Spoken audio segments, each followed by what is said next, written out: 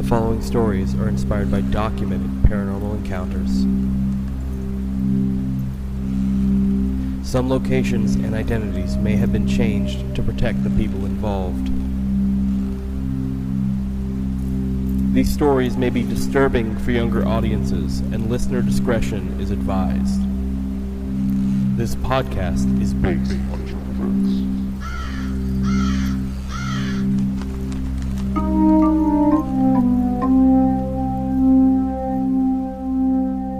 Hi, I'm Dalia, she, they. Hi, I'm Brandon, he, him. Hey, I'm B, she, they.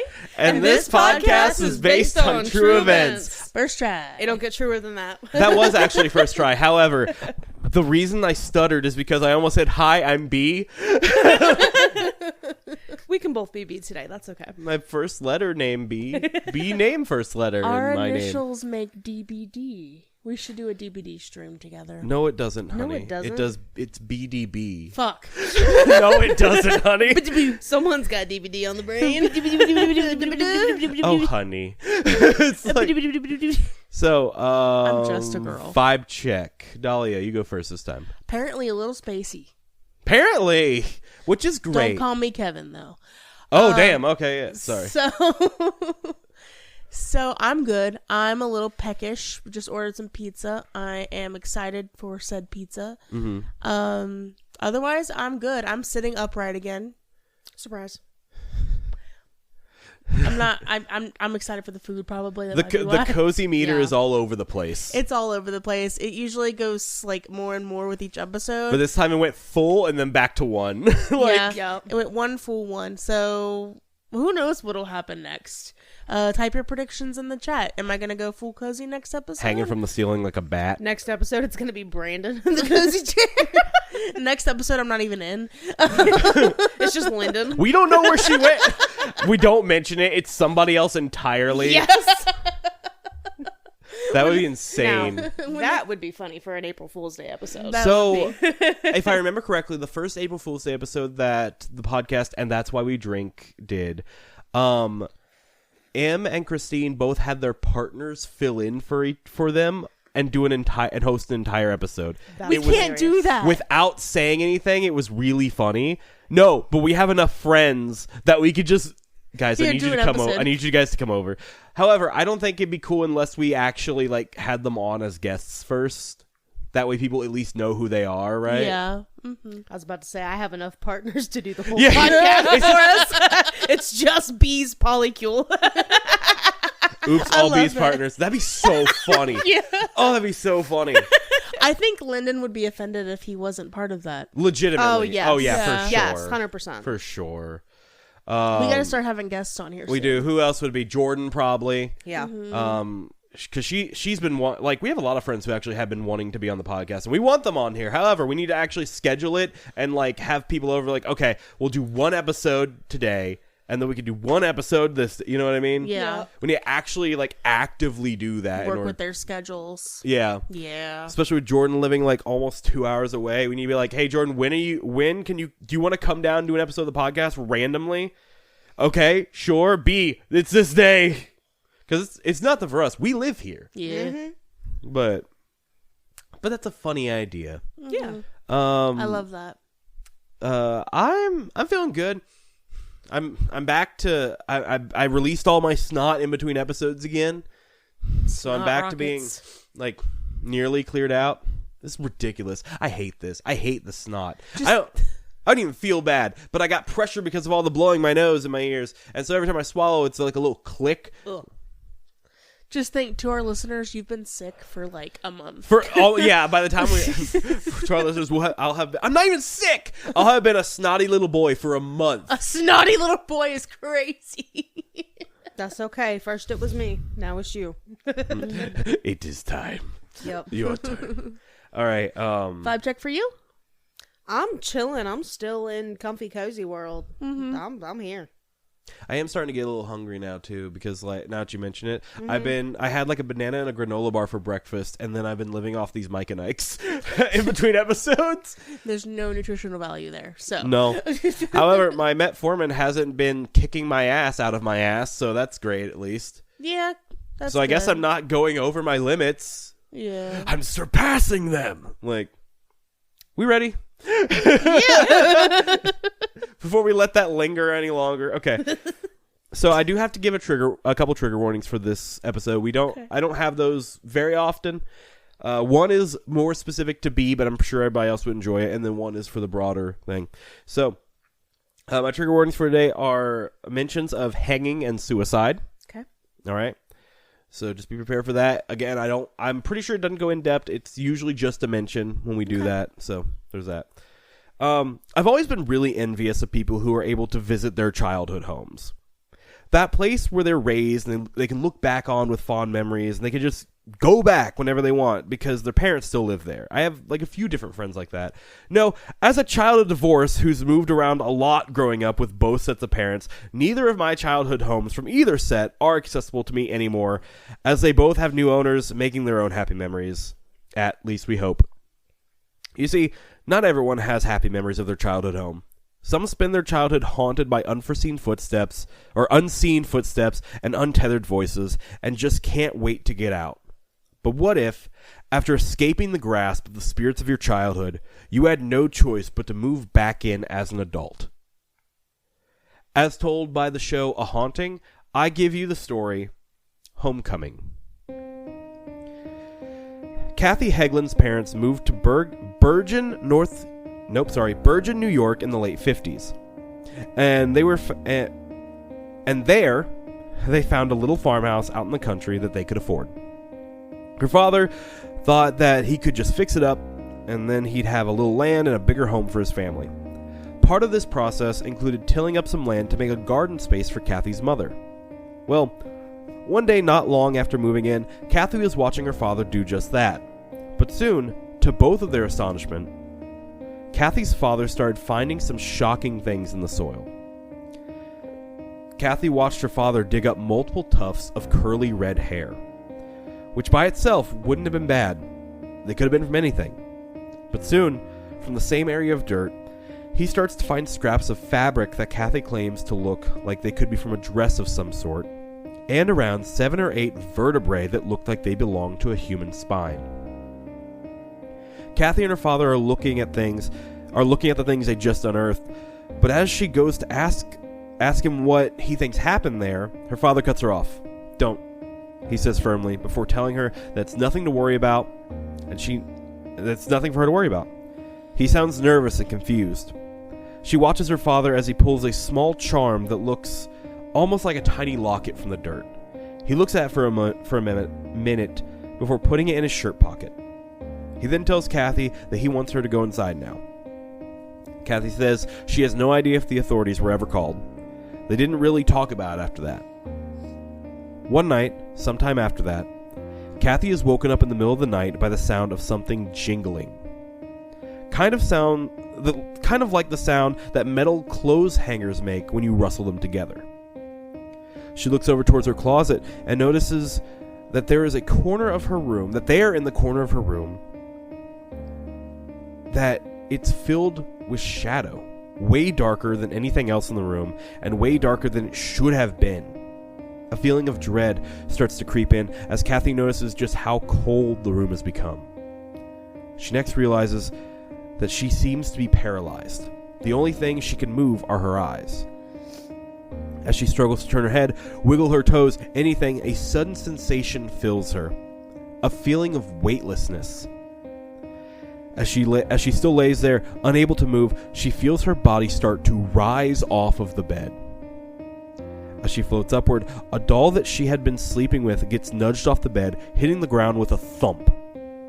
Minutes later, her father walks into the room, having heard the sound of the doll and wanting to check on her. He stands there open-mouthed for a moment at the sight of his daughter levitating about 1.5 feet off of their bed, just as it greets his eyes. Jesus. He flicks on the lights of the room and watches as Kathy falls back to her mattress. As her father rushes to her side, Kathy realizes that she can move again. He holds her close, asking again and again if she's alright and what happened. After Kathy is able to gather herself, she explains to her dad everything that she had felt and experienced. Kathy says that while her father listened to her and was afraid for her, he didn't really know what to do about it. He settles for telling her that they couldn't let fears get the better of them, and that they should be careful who they talk to about this, explaining that some people might not believe their story. Quote, "Just put it out of your mind," he tells her. "Nothing here can hurt you." Kathy suggests that because her father didn't know how to deal with paranormal situations, that he might have been hoping that ignoring things might make them go away. But they didn't go away. Things continued to happen to her for the rest of her time at that house. And when she gets old enough to marry and gets out of that house, that's exactly what she does, as soon as she can. Escaping away to Rochester, New York, to start a new life and family of her own. Kathy claims that she actually tried to convince her father to sell the house after she moved out on more than one occasion, hoping to get her mother out of there as well. But her father was always very firm that he would never sell that house. Eventually, Kathy's father became sick in his old age and had to be put up in a nursing home. The house sat empty after that for 8 years. By 2018, Kathy's children are grown and her marriage has ended. Health problems had forced her into early retirement and taken a toll on her finances, leaving her with only one place to go. She returns to live in her childhood home with her new boyfriend. In the years it had been empty, people had been breaking in to either steal stuff or leave their trash or what have you. So there was a lot of fixing up to do on the house. The idea was to clean it up, fix what needed fixing, sell it, and move on with their lives. Kathy was not happy to be back in her childhood home and wanted to be out and rid of it as soon as they could be. On her first night back in the house, Kathy lays awake in bed after her boyfriend had fallen asleep rather quickly. As she lays there, she starts to hear the sounds of something jingling from the closet in the room. This sound is accompanied by the soft sound of a person sobbing. Kathy sits up in bed, looking around the room. The sound of sobbing is broken by a voice just as soft as a crying, calling out, "Please help me." Kathy tries to shake her boyfriend awake, but he doesn't wake up until the frame of the bed starts to shake. He sits up in a groggy panic, asking what's going on. Kathy shushes him and tells him to look at the foot of their bed. They then both watch as small depressions start to appear in the bed, one after the other, as if something unseen was walking across the mattress. As the imprints got to the opposite side of the bed, from where they started, they just vanished. That was enough for Kathy's boyfriend. He wasn't sleeping in this room, and he wasn't staying in this house anymore. He urges Kathy to come with him, but she's conflicted. As scared as she was of this house, this was also her childhood home. When she thought of going home, or when she thought of home growing up, this was the house. So it was also a comfort in a sort of way as well. Kathy decides to stay on her own in the house. Kathy's son Max and a family friend named Justin Morrison pay a visit to help start the cleanup process for the house. As Kathy is showing the boys the mess around the place, Justin suddenly reports feeling a chill go up his spine, which he claimed was odd since it was such a warm day out. Kathy gives him a knowing look and makes a remark on it being a, quote, odd house for sure, before the trio set out to work. After a full day of sifting through years of debris, Justin and Max decided that it would be best to stay over and begin to settle in for the night. As Justin reaches the top of the stairs on his way to what would be his room for the night, he is suddenly shoved sideways into the wall, causing him to lose his footing and fall down the stairs. Damn. Max rushes over to him to make sure his friend is alright, but Justin claims that he strangely felt no pain from the fall whatsoever. He says although he knows he even hit his head at the bottom of the stairs, it almost felt like hitting his head on a mattress.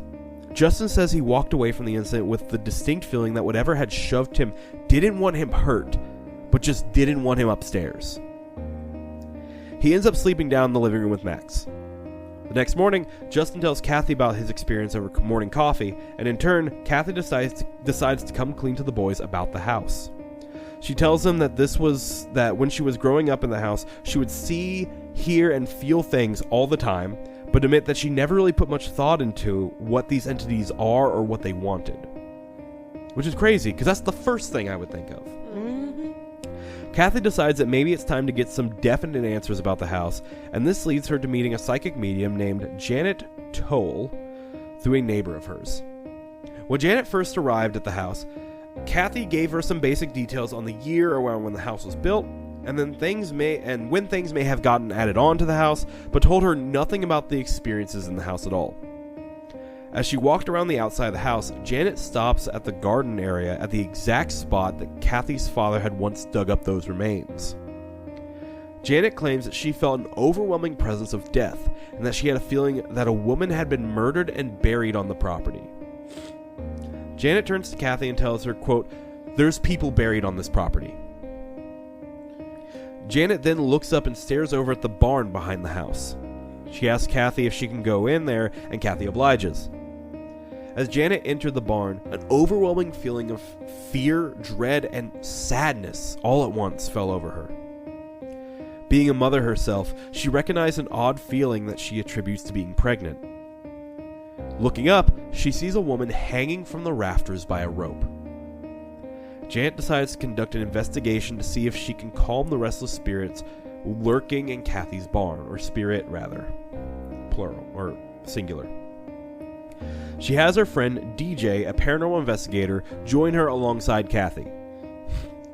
Janet sat in the middle of the barn in front of her, with a camera in front of her pointed at her, and sitting behind that camera at a table sat DJ and Kathy. During the session, Janet asked for the spirit of the woman to communicate with them before falling silent. As Kathy watched, she claimed that it looked like Janet's face started blending with that of another's, almost like something was pushing its features in from just beneath Janet's skin. Kathy calls Janet's name but gets no response. After calling again and again, Kathy leaves her table and nudges Janet softly.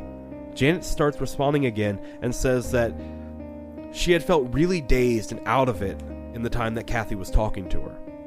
DJ actually was able to capture a photo of the phenomena that Kathy saw, which depicts the second face looking straight at the camera despite the photo being taken from a little to the side of Janet's face. After this, Kathy reaches out to a local historian in hopes of identifying the woman who died in the barn. And as it turns out, they are able to find a record of a young girl named Catherine who had gotten pregnant from an affair with one of the married justices of the peace at the time. Upon finding out that she was pregnant, this justice broke off their relationship, and because she was single and pregnant, something that was looked down on at the time, she would have no help from her family. Alone and heartbroken, she became more and more despondent until eventually taking her own life in the barn. Because of the aggressive nature of the hauntings, Kathy invites psychic investigator Reverend Tim Shaw to try and help get some answers. He asks Kathy not to tell him anything about the house and starts off by doing, quote, a cold walk around the house, which you can probably imagine is just when they walk around without knowing anything.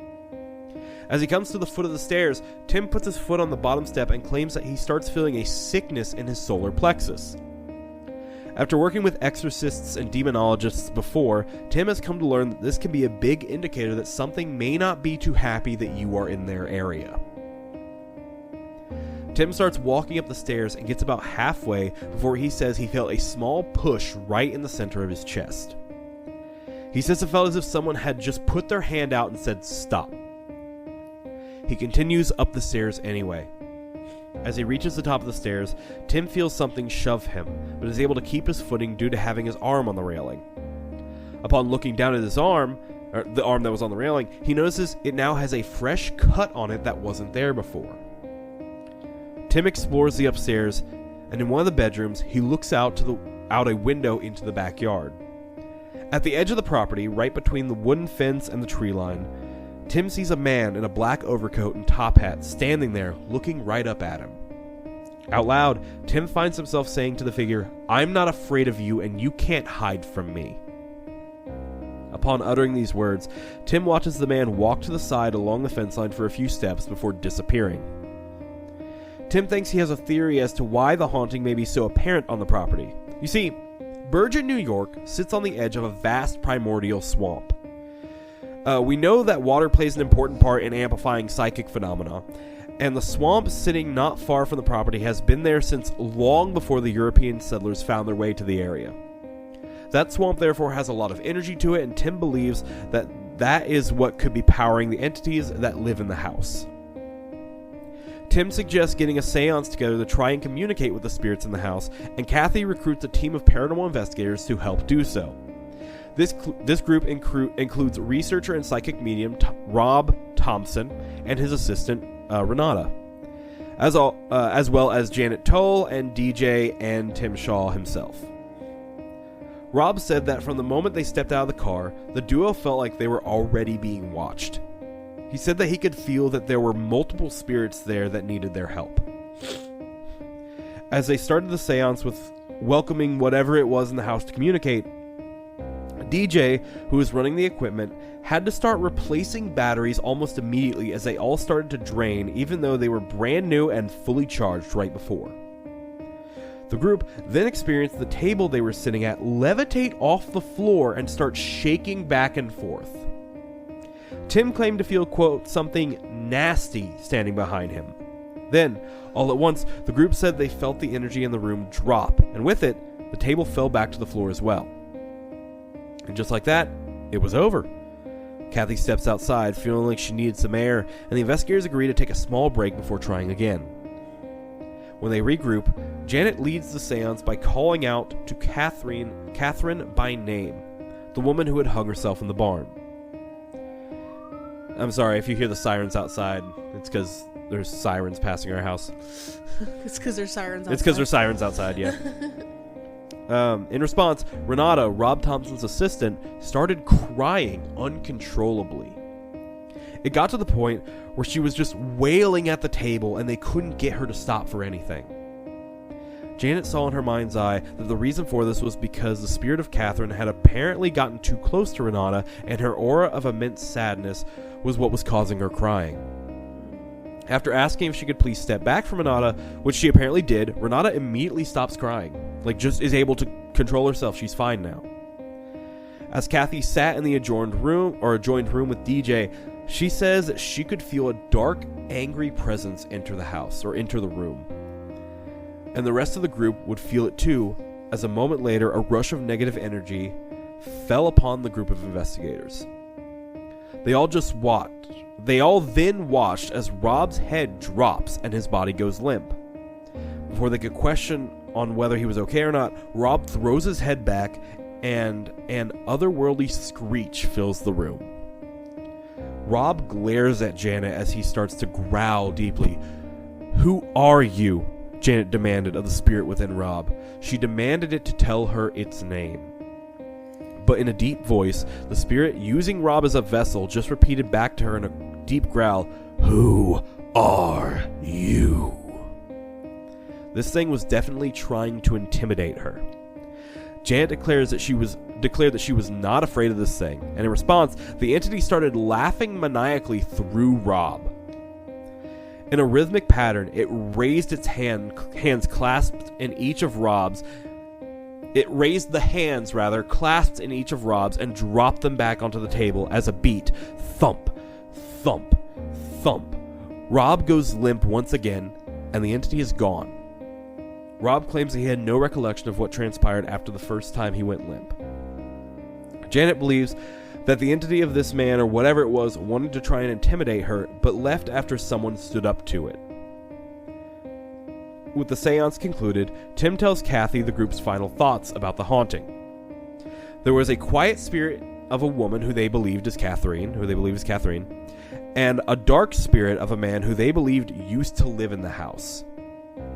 They got the feeling that he was an incredibly stern man who used to live in the house and ruled with an iron fist, seeing women as less than.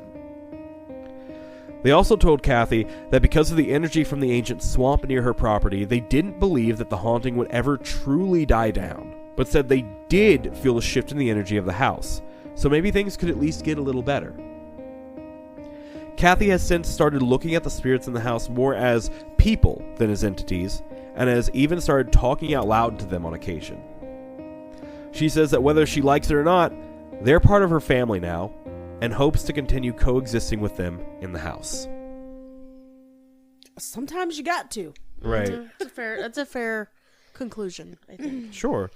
And it's cool that we do get this every once in a while where these people are just like, well, there's nothing I can really do about this, so we're going to learn to coexist. So, like, whether you like it or not, like, considering them part of your family is a bit odd to me. To me, that's a bit of a step in a weird direction. Yeah. But I guess you think however you gotta think in order to be okay with it, right? Yeah. Right. And if you gotta think of them as unruly cousins or whatever in order to be like, hey, shut up, you're being too loud, whatever, right? Mm-hmm. Yeah, what'd you guys think of that one? What are your liked thoughts? I want to know what her dad did with the remains. I do too. It was weird, We right? never really found Yeah. out. She doesn't know if the authorities were called. I would like to assume they were. Why did he take the locket? Right, yeah. Yeah. In the episode, they made it look like he held on to it, but I don't know if that was added for like for the documentary show, like for the show, or if that was like a real thing. But no, yeah. Father was strangely attached to it. I would like to hear more. She didn't go into it, but I was wanting to hear more about what all she experienced growing up. Like what did you experience all the time? Like obviously we saw a peek of it as she was fucking levitated in her bed, which is enough. That's enough for sure.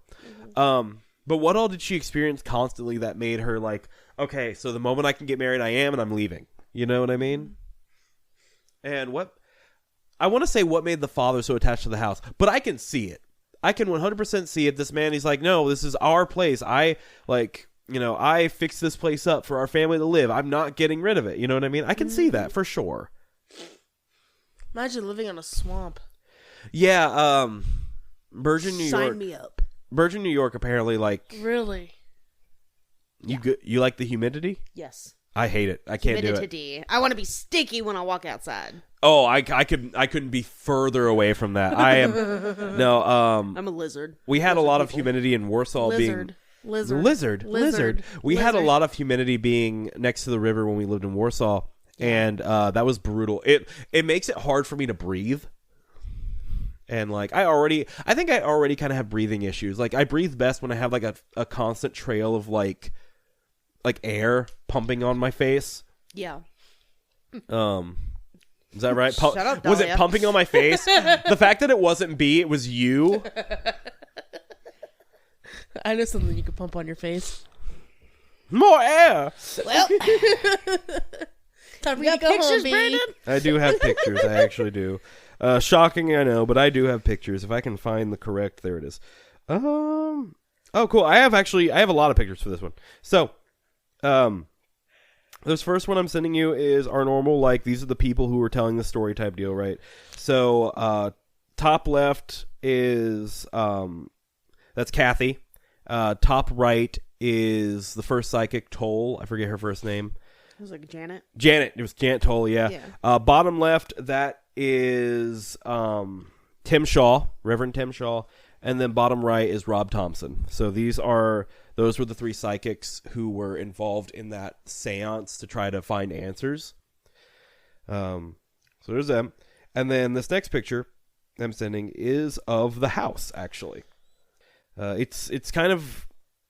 It looks really old. Like, it looks really... It looks a lot older than how she was describing. But, like... Yeah. Is that the actual house? That's or the just- actual house. Okay. No, that is the actual house. I mean... It looks so old. It looks so old and kind of decrepit. Like, it for sure needs a new coat of paint. At the New very siding. least. Yeah. Need some new siding. Oh, for sure. That's plywood. Yep. So this next one I'm going to show you, I think you guys really going to like. So do you remember Janet's investigation in the barn? How DJ took that picture? Yeah. So I'm about to send you that now. They show this in the show. This was the actual picture of the face, and what you will see is she's looking forward, like away from the camera, kind of right at an angle to it. But you will see another face overlaid over it that is looking directly at the camera. What the Yeah, fuck? I see it. And yeah, Yeah. exactly. And apparently, this is what Kathy was like seeing, like in real time, was this face overlaid or like coming through her face, which like is just such a creepy visual, you know? Yeah. That's terrifying. It is, yeah, for sure. And then once you've had your fill of that creepiness, I've got one final one, and this is of the swamp area. Like there is a national like kind of park in that region in that area, and so That's this is pretty. this is the Burgeon like swamp, and you can go and like hike there and stuff like that. But it's pretty. I like I love nature. I do not like bugs all in my face and stuff, and I do not like feeling too hot. So those things are against me when it comes to nature. But I think it's pretty for sure. Mm-hmm. And this is a very pretty picture. All right. That is all I have for you. What do you guys think of that? That picture kind of gets me a little bit. Like that. I was looking at that again as I was sending it to you, and I was like, ooh, you know?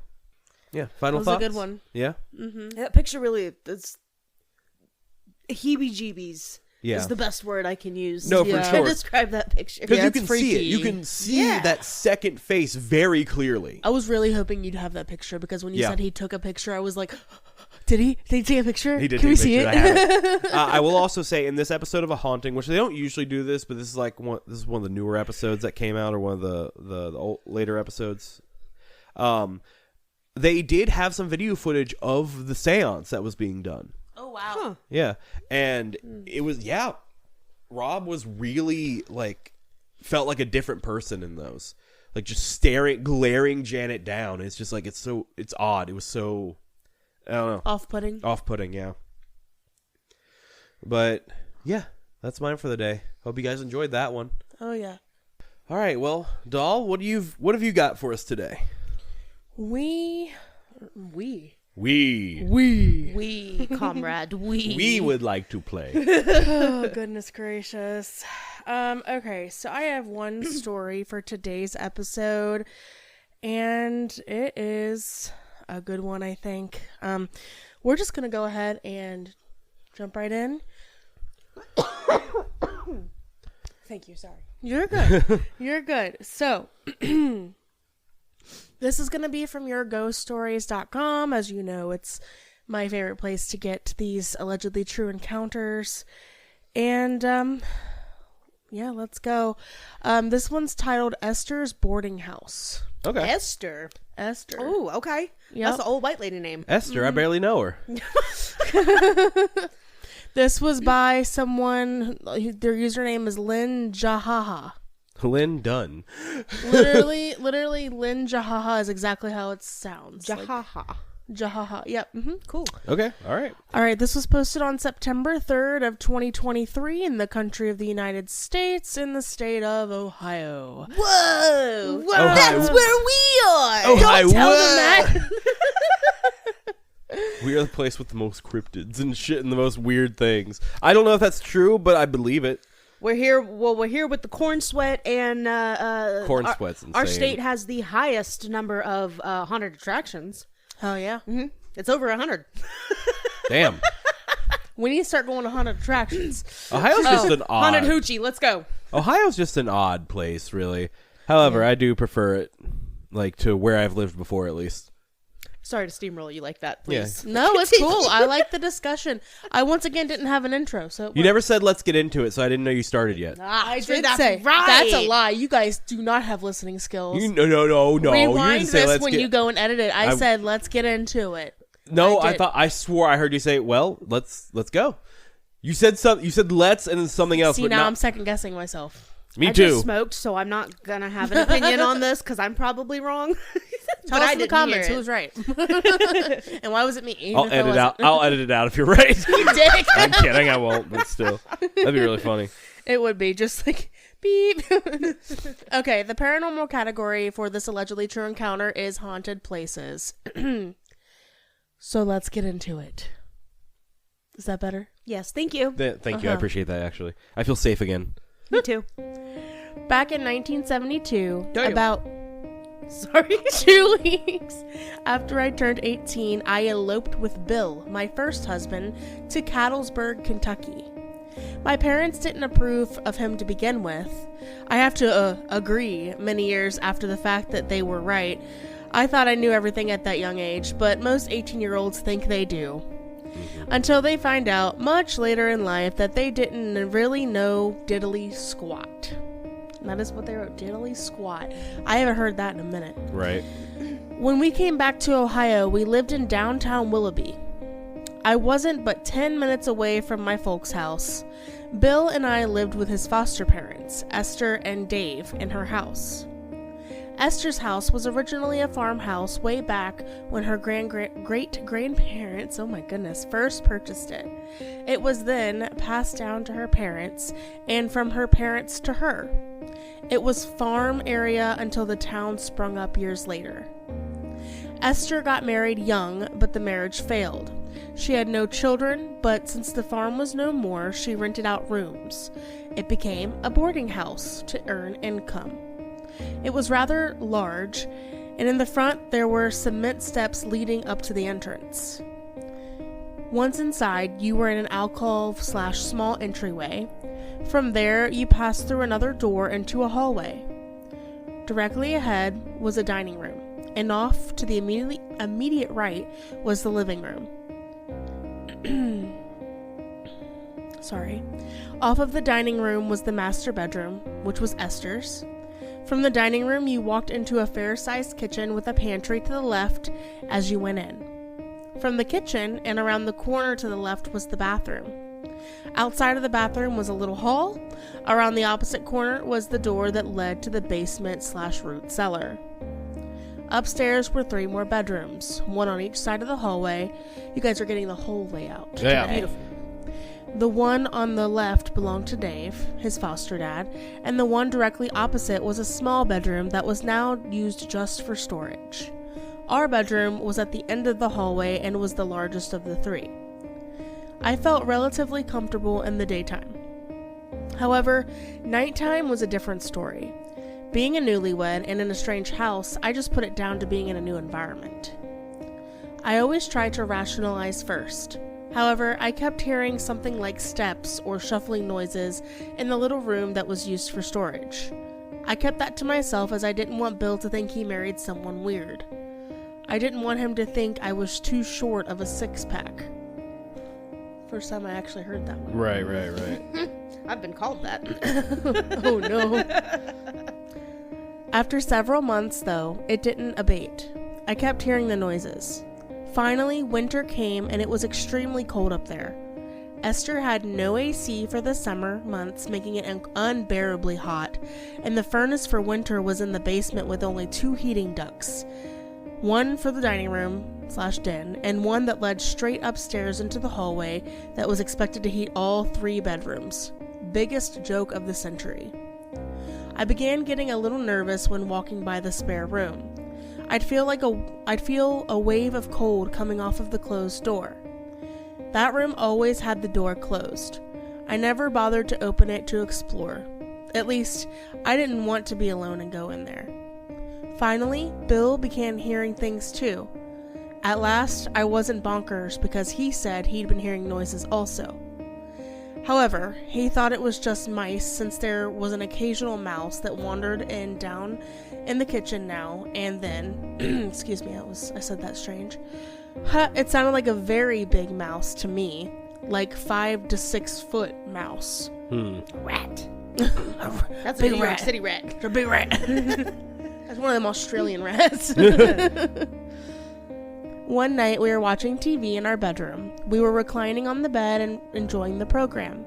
Bill had a dog, a mutt named Sparky, that was lying beside the bed.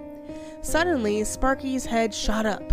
His ears perked and the hackles on his back rose. He began to softly growl while staring at our bedroom door. The dog got up, strode to the door, and began sniffing under the door, like there was someone standing on the other side. We were pretty sure we were the only ones home at the time, and we didn't hear Esther and Dave returning. So, Bill retrieved a hammer that he had in a toolbox on the floor of the closet, and I grabbed a 12-inch long screwdriver. Don't laugh.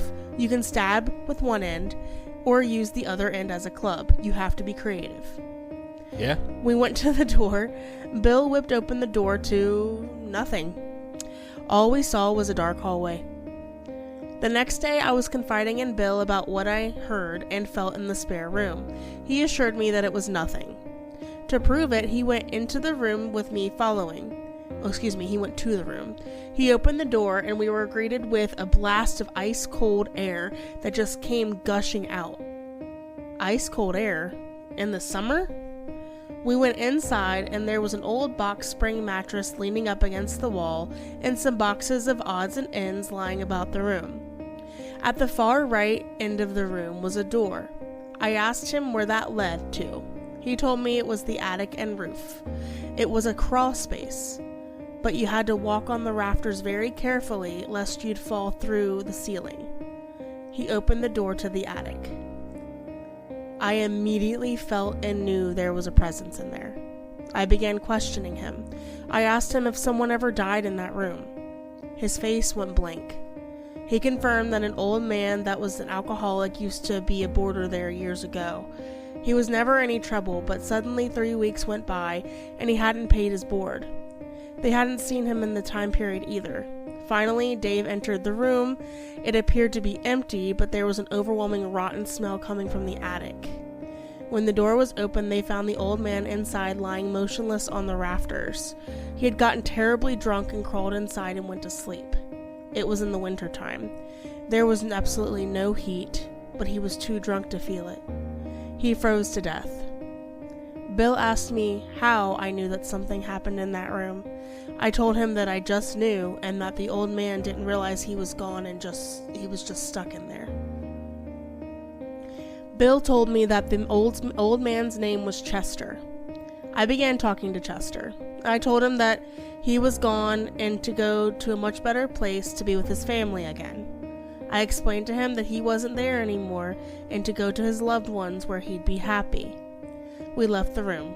I wasn't too sure if what I said did any good, but we'd find out the next day. The next day we came home from shopping. I told him we should check the room now. Bill agreed. We went upstairs and entered the room. It was insufferably hot in there. We opened the door to the attic and it was like a big oven. No AC. Remember, the room felt like it should have in the summer. Bill asked me how I did that. I told him that I sensed that Chester was just confused, that he didn't even know what was going on. Once I explained the situation to him, he understood and moved on. I admit I was rather amazed that the explanation did it. The house I moved into 7 years later with my second husband was not so easy to deal with. That house was farther down the road, around the block. We were sent running from that place. However, Chester wasn't a problem. He was just confused and needed to know what happened to him. I admit that sometimes it's a bit unnerving while he was there, but not a frightening experience. I was glad that he moved on to a better place, and I hope he was happy with his loved ones. Bill did look at me rather funny after that episode. He wasn't too sure about psychic individuals. He was a skeptic, but he couldn't get around to what happened to us. He couldn't get around what happened to us. I'll bet he's glad to be rid of this wacky psychic woman, as he called me. I know I was glad to be rid of him. That's nice. I think a lot of people don't, they tend to forget because you do have all these stories about like negative entities and things like that, things of that nature. I think people tend to forget and get wrapped up in that, and they forget that the majority of ghosts are just people. Mm-hmm. They're just people. They're just like you and me. They have thoughts, they have feelings, they have wants, they have needs. We've talked plenty of times about spirits who were attached to their house and they don't want to leave. We just talked in my story about someone who was sad from their trauma, their really bad ending to their life, or a man's spirit who that's just how he was in life, and that's how he was trying to keep being.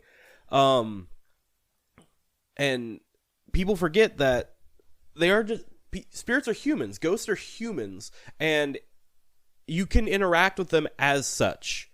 You are able to interact with them as they are humans, and are they always going to get it? Are they always going to respond? Well, no, but so neither will humans. It's the same thing. You know what I mean? Mm-hmm. That's exactly why yelling obscenities about their mother works the way that it does. Correct. Yeah. Exactly why that actually works. Why. If you're confused, go to a couple episodes back. It's in there. No, that was a nice one. Mm-hmm. What pictures do you have for us today? I just have one photo, and it's just of an attic. I was thinking that the shadow on the wall kind of gave the presence of the individual that was there. Sure. Just he's there, but not, you know what I mean? Yeah. Yeah, I see what you mean. So. Cool. All right. Yeah. That's a neat little photo. Mm-hmm. All right. Well, B, what do you have for us today? We finished our scary little ghost stories and stuff. What have you got for us to bring us back up? Let's see. To end us to fucking. What's happening? How are you finishing us off today? Oh, you're gonna finish us. Huh? That's what I went with. That's what I went with. All right, that's fine. Of all the things, that's what I go with. All right. Let's see. I think that we are going to go with the fart of war. Another fart story. You and your poop fetish, I swear. I'm gonna Scappy. pause. I'm gonna adjust my mic. It's turned. Okay, you're fine. You should be all right. Just say blah, blah, blah, blah. There we go. Yeah, you're good. Okay. Yeah. Doesn't look like anything was made. Any noise was made. So, this was posted 10 years ago. All right. It came from the subreddit Petty Revenge. Ooh, I'm excited. Yeah, there was no prompt or nothing. This is just a story that someone wrote in Petty Revenge. Period. They have titled it The Fart of War. That is not my clever title. That is theirs. I can only imagine what this is about to be, but I'm ready for it. I got on a semi-crowded train when all the seats are taken, but there's plenty of standing space. And at a stop, 5 consecutive seats cleared up. My stomach wasn't feeling so good, so I had been aching for a seat and made a beeline for one. That's when a group of loud teens blocked my path and started to sit down at the nearest seats. I went around to the farthest seat, but one of the group slipped right under me and said, "Excuse me," obnoxiously, and took my seat. Tired and not feeling well enough to argue, I went back to leaning on the train door. Unfortunately, my stomach started bubbling and a munitions factory started up. My rectum started engineering a WMD and I was trying my best to keep it in the chamber. Do you know what WMD is? Weapon of mass destruction. Okay, sorry. Okay. Yep. And I was trying my best to keep it in the chamber as I did not want to declare war and offend the neighboring passengers. But as the group of teens got louder and annoying with their stupid first world problems, along with their racist comments about current events, Damn. All right. I decided to undertake covert operations. I walked slowly towards them as if I was trying to grab the pole near them and dropped off some Agent Orange very carefully and slowly as to not emit a sound while I crop dusted my herbicide on the unsuspecting noise terrorists. Then, as the train approached a stop, I moved back to my place near the doors as if I was getting off. The conversation started to slow as the more they talked, the more gas they inhaled. One of them kept sniffing the air as another one made a face of revulsion. I shared in their pain as a little bit of the gas had crept with me and attacked my very Friendly senses. fire! Their faces grimaced for a while, and their conversation led to them accusing each other of the foul smell and being a pussy if you don't own up to it, and how no one called safety. It was a terrible smell and it lingered. Holding back tears of laughter and smell crime, I felt another bomb lock into place. I was the Enola Gay, and I had a second payload. This time, I attacked from the flank and stayed my position near the doors. I dropped my nuke mere inches from the back of the head of one of the teenagers. After I had sufficiently dropped enough of a payload to ensure that it wouldn't follow me too much, I left to go closer towards the middle of the train. As the Willy Peter wafted up to burn the hair off of their nostrils, one of them got up and said, "Maybe it's the chairs." They all got up to look at their seats for any stains and at the bottoms of their shoes. Unsatisfied, they all got up as a group and moved towards the center of the train, right where I was. I couldn't help grinning as my stomach bubbled for a third time. I got another one in the chamber. That's awesome. I was trying to stay away. Wait, was that it? Yes, that's it. Oh, okay. I was trying to stay away from fart stories, but that came up, and I was like, that's pretty funny. That's a good fart story, I gotta admit. That's a tempting one. No, that's funny. That's really funny. Mm-hmm. The picture that I have for you guys is what the inside of one of those trains look like. Okay. Okay. So in this picture, all of the seats are filled, but the aisle is open. Right. So similar in that sense that the train was packed full of seats, but there was standing room. What shit ass kids? Yeah. Like, I don't know. I just feel like I would have been different as a young one, and I don't claim to be the best kid, but I was still. too socially anxious to be a dickhead to random strangers. It's like, excuse me. It's like you're too young to be having problems standing. And if that didn't set it in stone, the racist comments would have. No, for real. Christ. Like, Jesus. Yep. No. Yeah. I'm racking my brain trying to make a fart pun, but it's just not happening. So they got what they deserved, is what I really want to say. Yeah. It reminds me of that story of the dude who was crop dusting that kid at Target who was being a little shit. Yeah. The guy's like 7 foot tall, and the little kid was being a brat to his mom over a toy or something. Perfect. Mm-hmm. And his butt was like head level to the kid, so he would walk past him and rip ass. Just right in the kid. Oh man! Well, kids are so perfect to crop dust because if you're if you're my height, their head's right there. Yep.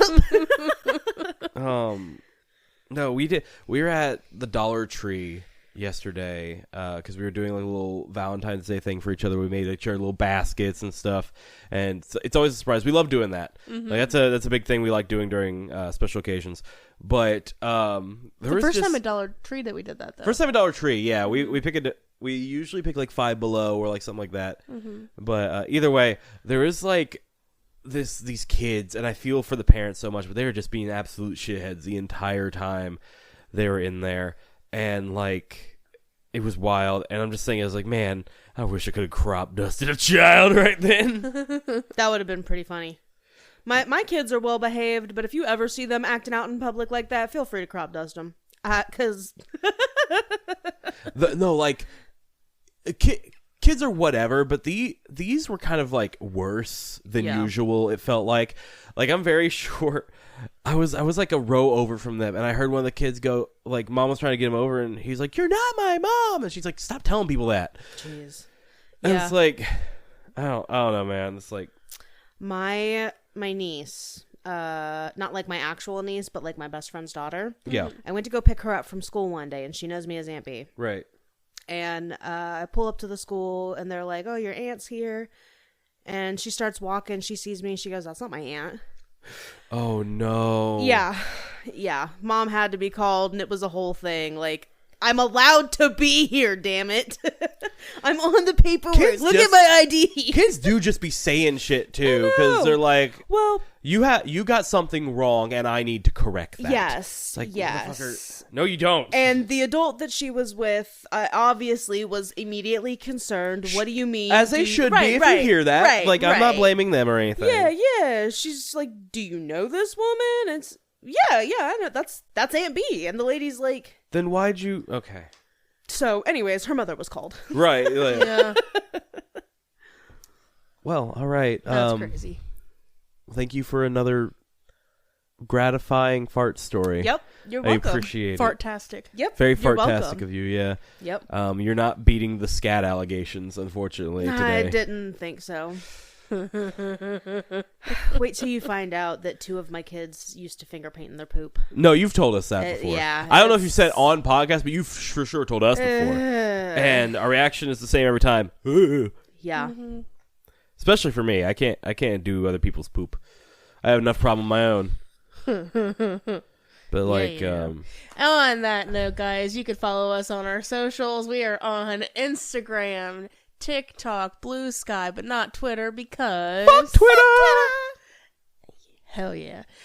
We are also on. What are we on? We're on anywhere you can listen to podcasts. So and YouTube. Sorry. As I was saying, YouTube. You want to do it, honey? We're on YouTube. Spotify, anywhere you can listen to podcasts. Please give us a rate and review. Let us know how we're doing. Of course, you can email us at, I think I forgot to actually say the email address last time, at TPIBOTE@outlook.com. That's TPIBOTE at outlook.com if you have any true paranormal or wholesome stories to share with us. If you have a paranormal story, please put Dalia in the subject line, DALIA, no H. If you have a wholesome story, please put B in the line, that's BEE, like the insect. Buzz. There it is. And anybody want to take us away? Yeah. Thank you guys for listening, and as always, this podcast was based on true events.